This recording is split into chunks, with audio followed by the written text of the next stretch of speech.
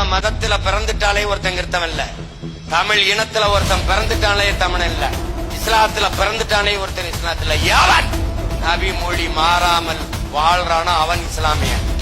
எவன் இறை வாக்கியத்திற்கு இடை வாக்கியத்திலிருந்து பிறழாமல் வாழ்கிறானோ அவன் கிருத்தவன்.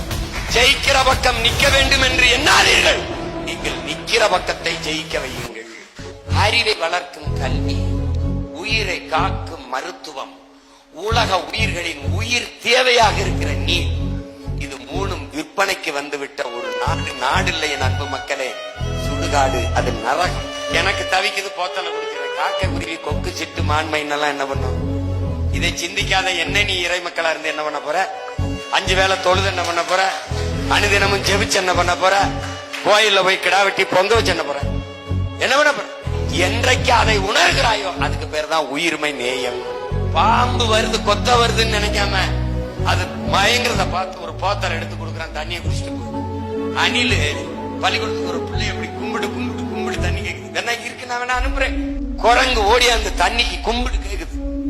ஒரு மாடு ஆடு எல்லாம் எவ்வளவு கஷ்டப்படுது தண்ணிக்கு பாரு. வணங்குகிற சாமியை பத்தியே கவலைப்பட்டுக்கிட்டு இருப்ப, நான் வாழுகிற பூமியை பத்தி கவலைப்பட்டுக்கிட்டு இருக்கேன்.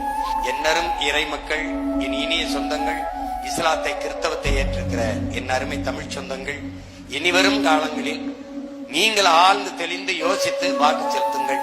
எங்களுக்கு செலுத்துங்கள் என்று நான் எப்பவும் கேட்கல. எது சரியோ அதை செய்யுங்க. அதுதான் உண்மையிலேயே இறை மக்களுக்கு அழகு. அந்த வழியில் செய்யுங்கள். மறுபடியும் சொல்றேன், அநீதிக்கு எதிரான புரட்சி தீயை பற்ற வைக்கவே நான் இந்த பூமிக்கு வந்தேன் என்று சொன்ன இறை மகன் இயேசுவின் வாக்கியத்தை நினைவில் வைத்துக் கொள்ளுங்கள். உன்னுடைய அதிகாரத்தை உன் இனம் சாராதவனிடத்தில் ஒப்படைக்காதே என்று சொன்னதையும் நினைவில் வையுங்கள். அந்த புரட்சி தீயை, அவர் பற்ற வைத்த புரட்சி தீயை அணைய விடாமல் அடைகாப்பது நம் ஒவ்வொருடைய கடமை.